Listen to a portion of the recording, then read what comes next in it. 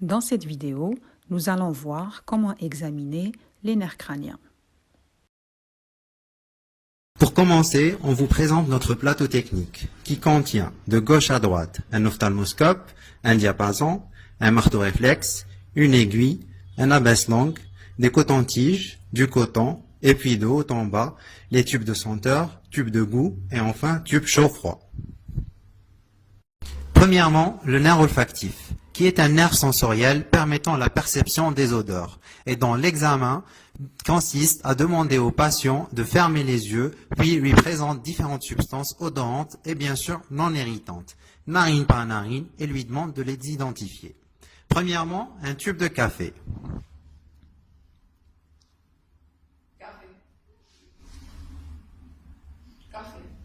Et deuxièmement, un tube de fleurs d'oranger.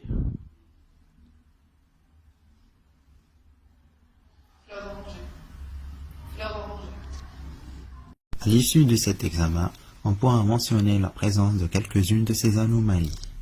Deuxièmement, le nerf optique, qui est un nerf sensoriel responsable de la transmission d'informations visuelles de l'œil jusqu'au cerveau. Son exploration, œil par œil, se fait premièrement par analyse de l'acuité visuelle, en commençant par celle de près, où l'examinateur présente au patient ses doigts et lui demande de lui donner le nombre de doigts montrés.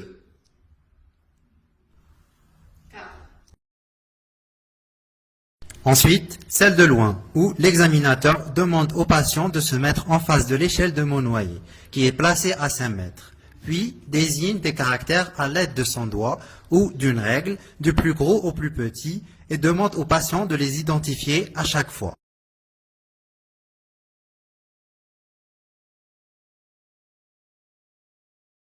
Pour la deuxième manière, l'examinateur, toujours à 30 cm du patient, tend une corde ou un fil épais et demande au patient de désigner du doigt la moitié de la corde.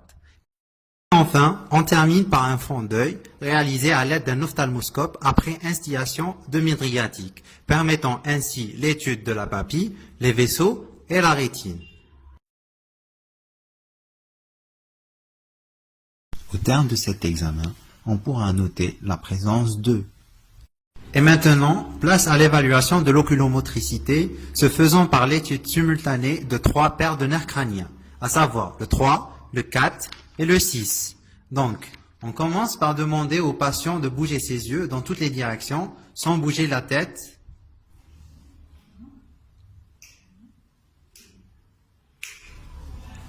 Ensuite, on demande au patient de poursuivre du regard le doigt de l'examinateur qui fait bouger sans bouger la tête. En dedans, en dehors, en haut, en bas. Après, on demande au patient de fixer son doigt qui est éloigné et le rapproche progressivement de la racine du nez du patient. Normalement, il se produit une convergence des yeux et un myosis, donnant ce qu'on appelle le réflexe d'accommodation convergence. Et enfin, l'examinateur demande au patient de fixer un point devant lui et vient latéralement pour éclairer un œil à l'aide d'une lampe torche, puis l'œil suivant. La réponse attendue est un myosis du côté éclairé, ce qu'on appelle le réflexe photomoteur direct, et du côté opposé, ce qu'on appelle le réflexe photomoteur consensuel. En examinant notre malade, on pourra retrouver. Et là, on est arrivé à la triade du nerf trijumeau, qui est un nerf mixte. Et pour l'examiner, on commence par la sensibilité. Alors, l'examinateur va explorer les 3 modalités, tactile, thermique et algique, le patient ayant les yeux fermés. On commence par le tactile.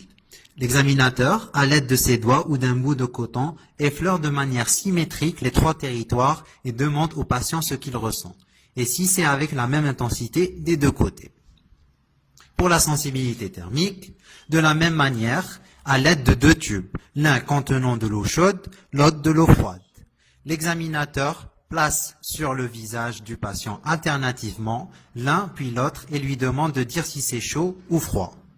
Pour la sensibilité algique, à l'aide d'une aiguille, l'examinateur vient piquer différentes parties de la face du patient et lui demande ce qu'il a ressenti à chaque fois. Ensuite, pour la composante motrice de ce nerf, l'examinateur va demander au patient de serrer la mâchoire et palpe de manière symétrique les masséters